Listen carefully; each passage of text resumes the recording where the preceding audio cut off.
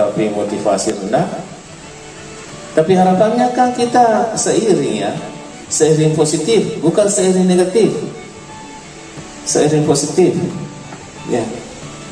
Harapan kita seiring positif.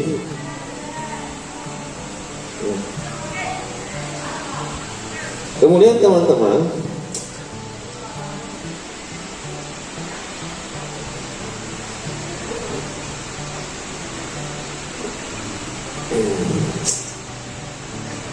kalau memang kita serius terlibat dalam pendidikan, bukan berarti kita tidak tahu. Kita tahu. Kalau apa-apa ibu nasihati anaknya, nak, hati-hati di jalan, jangan bala-bala, resikonya tinggi. Apakah dia tidak tahu? Dia tahu. Tapi kita perlu nasihati. Pendidikan itu memantap 8 standar pendidikan. Karena rujukan mutu kalau sekolah itu 8 standar itu. Bagaimana mutunya SMP 14?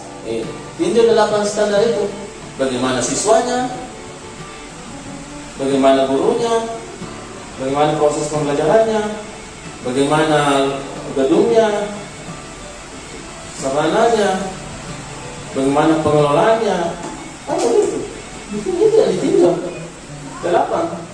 Tidak bisa cuma 1. Hanya gedungnya saja ada ya. Banyak sekolah bagus sekali gedungnya.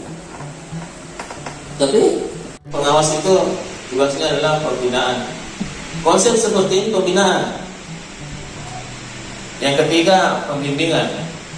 Di mana bedanya? Berbeda, jauh berbeda. Pembinaan itu, pembimbingan itu sudah masuk teknis. Memang yang membuat langkah-langkah LPP itu pembimbingan. Ya. Yang terakhir itu menilai. Ya, memang ini satu paket. Kalau tidak diterjemah pengawas ya kesulitan juga nanti dia dipangkat. Kenapa? Karena dituntut itu laporannya.